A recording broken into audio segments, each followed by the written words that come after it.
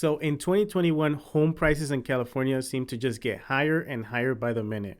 For example, in just 12 months, Inland Empire had a year-over-year appreciation of 23%, with the median home price being $575,000 or $132,000 higher than last year. You might be wondering, is this even sustainable, or will 2022 finally be the year we experience a market crash in California?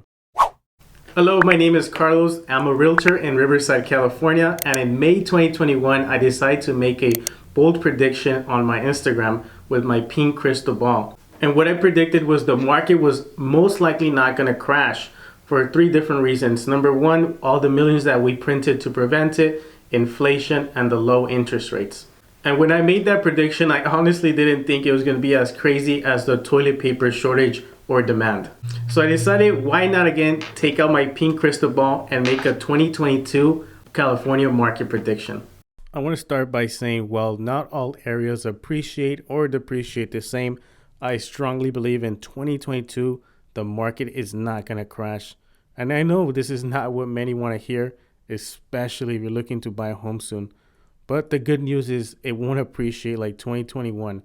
What I think and I'm hoping for is an average appreciation of only 5%, which is a normal and healthy market. Meanwhile, Goldman Sachs with one of the highest projection at 16% appreciation, and while Zillow has a projected appreciation of 13.6, and Redfin with the lowest at only 3%. Okay, so number one factor simply for me is supply and demand. Right now in California, there's a shortage of 2 million properties.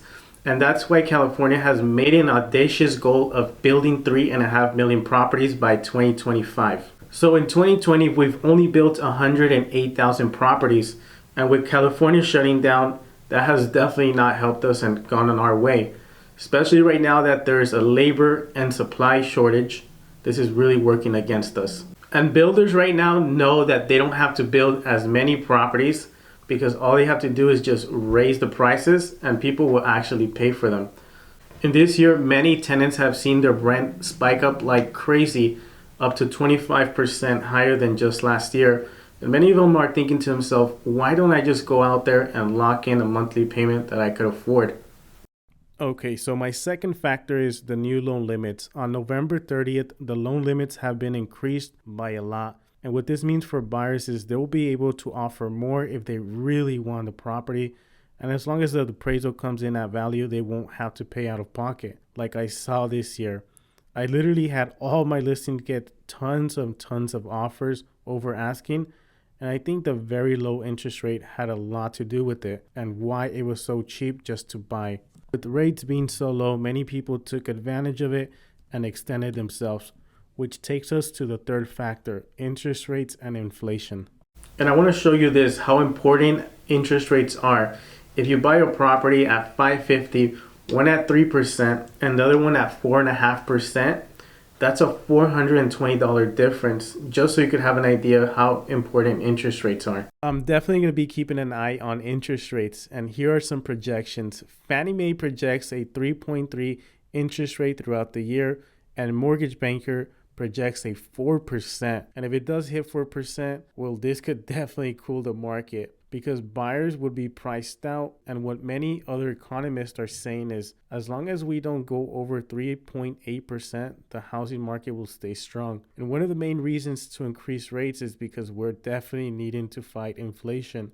While many buyers I talk to are focusing on a price point, something I always advise my buyers is to make sure they get that comfortable monthly payment that they could afford and is fixed, unless you're going to buy a property cash or thinking about paying it off in the next 10 years.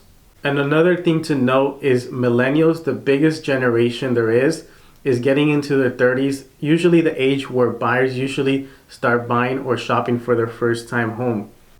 I'm curious, what do you guys think? Comment down below if you guys think the market's going to crash or continue going up. And if you're in the market, maybe thinking about buying or selling, contact me. We'll give you guys a free consultation with no obligation. Until next one.